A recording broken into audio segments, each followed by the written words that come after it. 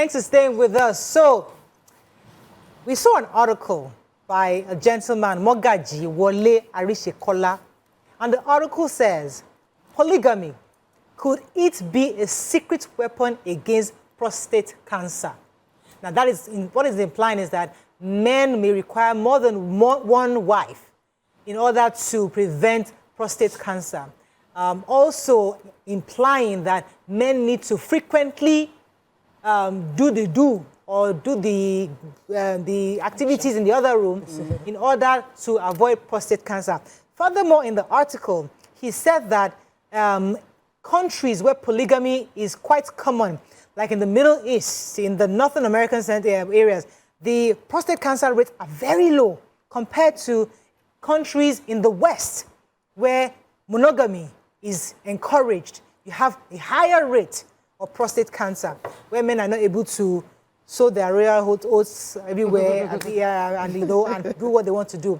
However, so in those countries where we have a lot of Middle Eastern countries, in this country specifically, polygamy is rife and people have lesser rates of prostate cancer. What are your thoughts on this? This week we celebrated International Men's Day. And a lot of men are agreeing with this article, saying, you gotta allow us have more wives, or you gotta allow us move out, or give us the opportunity to, because we can't just do with one person. It's not going to, it can't. And even if we're with one person, it has to be frequent. And women are like, you can't kill us. So what are your thoughts on this? You can call us on 081 0764 1679 090 241 63440. You can also send us messages on YouTube, and X will be happy to read. Wyke, do you want to start? Well, because you are still performing over 60. I actually told my partner the other day, that's common. You might have to get a side chick. Really? Why? A younger babe. Why? That will be servicing. Because men need it much more than women. By much more. Maybe, how do you mean? No, don't say that. Someone would argue with you. So what made Wyke even tell him? But why is asking because you're getting tired? Why you're getting tired? No, he's even asking for it. No, it's not that. It's not that he's even asking for it more or anything. But, you know, there's a topic that we did not discuss. Yes. That we are still waiting for the doctor to come back. Yes, I have his video. Medical practitioner. Is that it? That doctor said sometimes men, you know, their eyes, they go by their eyes. So when they see another woman with their kidney, the one in the house will be boring for them. They want that new one that will make them.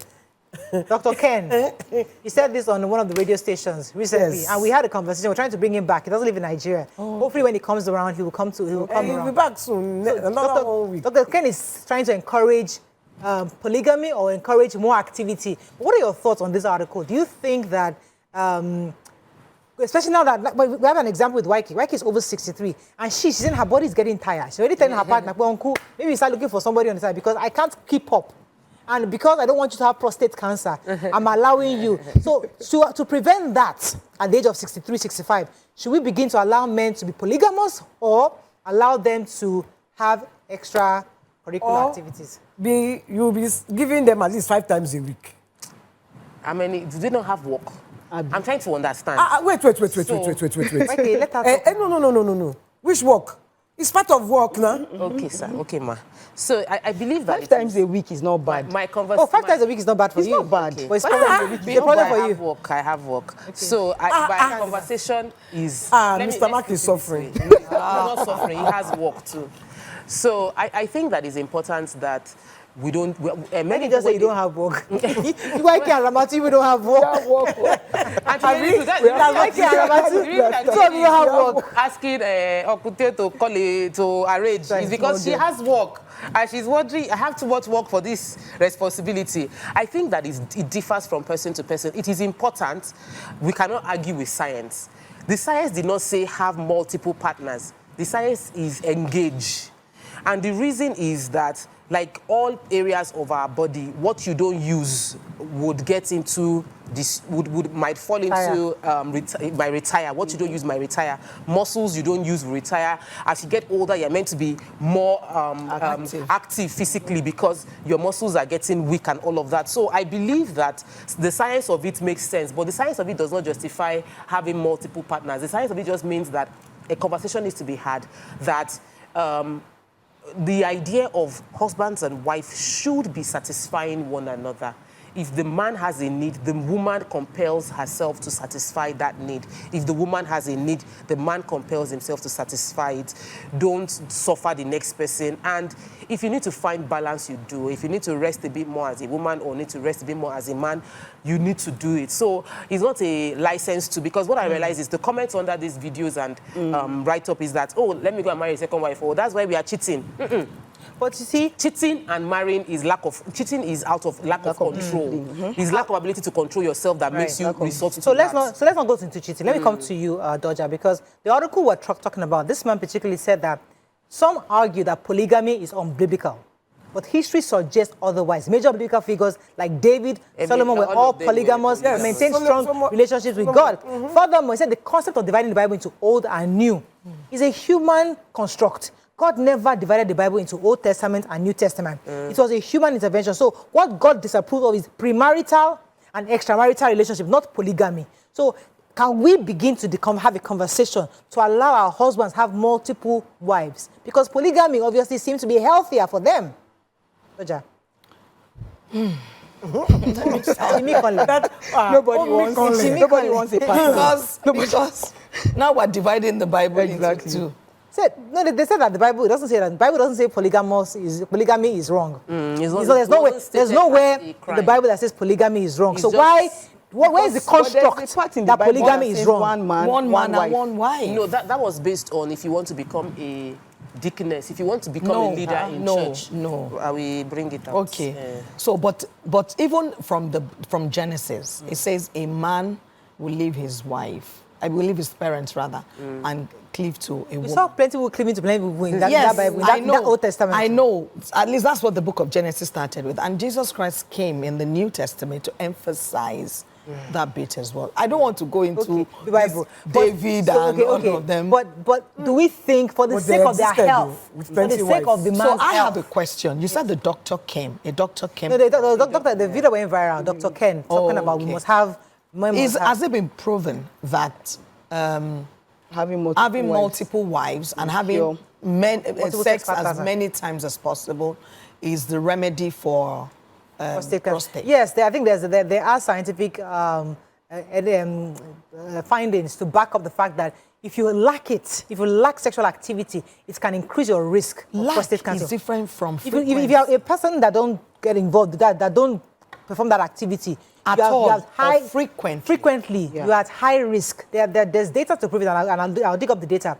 You have a high risk of having prostate cancer. Okay, so that's why he's advocating for men to have multiple or have a frequently. They need to prove it further. Okay, so how many times? Okay, so me, I'm not saying that. Is that now the solution? Having multiple wives now, is it now the solution to the? It should be proven that that's the solution, exactly. right? Is that the solution? You know what is surprising me? Why not have more sex with your wife? Because the women are now busy. A lot of articles. So how many times? We still need to establish it. Let's deal with 27 data. times. Facts. I mean 21 times. Sorry. In a month. Is that what the science? They didn't say sex, so they say he has to ejaculate 21 times. So if we divide that by... I could just say release. Don't have to just say he has to release. No, but ejaculate is the technical name. That's the technical name. You're right. Okay, no problem. Go ahead. At least 21 times a month. So that but none of us say have prostate. 21 times prevent prostate. Yes, that's what they say. Proven. So I know that you are feeling a bit guilty now. Because you are thinking, my husband, I'm not doing it. You know what I'm a bit bothered I would like to work with data. But I think, and our producers will get off the data right now. You know what is worrisome is that they're saying this thing can affect their health, and we're not seeing it as an emergency. We're not seeing it as so important because they're saying it might cause prostate, and we're not even seeing it as a problem. So the reason why we're not seeing it as a problem, like I said, is that has it been proven? Let somebody come out to say, okay, I'll dig out the data science data said... Let me watch them. Let me show you the video of Dr. Ken. Let me show you the video of Dr. Ken first, and then we'll come to the data in a second. Watch this. I believe, as a medical practitioner, that men are biologically wired to be polygamists. If I'm having erectile dysfunction, if you give me an alternate woman, a woman who is new to me, and our pheromones click, my ED will disappear temporarily. Really? Absolutely.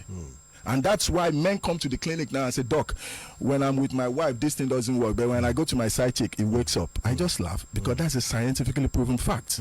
Men with 2, 3 wives tend to live an average of 7.5 years longer than men with 1 man, 1 woman. 1 man, 1 woman, that man's sexual activity is going to decrease after the age of 50. When a man is not happy in the bedroom, his productivity is affected.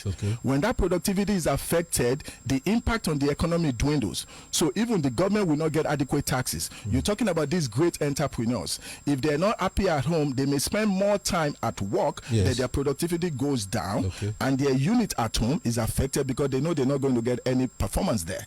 Men that are not getting enough erection, enough ejaculation a month will develop enlarged prostate. When they develop enlarged prostate, that's when bad things happen, and it affects the quality of their life. In the past 1 year, Dr. Ken, the Secretary of Defense in the U.S. has gone for prostate surgery. Martin Luther King's son died of prostate problem. We're losing quality men. And this day and age, we should not be. It shouldn't be. Because prostate cancer is one of the slowest growing. And one of the ways we can reverse it is sexual activity. And the big point should not just be 1 man, 1 woman, because it has never been us. That's un-African. That was started for economic reasons in the European American sphere. We are African. My grandparents, Dr. Ken, had 21 wives. In the defense of women, what I say is what the left hand does, don't let the right hand know. You are not going to bring your other woman to your marital home. You want to have your other woman on a contract. You call her, she doesn't call you. She doesn't disrespect your home. So your woman is still your anchor. But you know why you are doing it, and your woman is on your side. She realizes that you must get your 21 times. And if for some reason she's not able to get it for you. So that's that video. And then let me just take an article here from Professor of Epidemiology at Harvard University, Professor Chan, T.H. Chan, School of Public Health, 2016, found that ejaculating more than 20 times per month reduced prostate cancer risk by about 20% compared to those who are doing it 7 to 8 times per month for men in their 20s and 40s. This is a fairly sizable effect, and this was said in March 2022. So the point is, according to what we have here, men do need to have that a minimum 20 times a month. This man here is giving men an option. It's not the moral option or the Christian-like option or the holy option or the Islamic option. Well, no, Islamic option actually allows. Islamic allows, but it's not the preferred. So it's not the preferred option for us as women. However, if we want to look at it in the interest of our men's health. Stay tuned. Your View will be right back.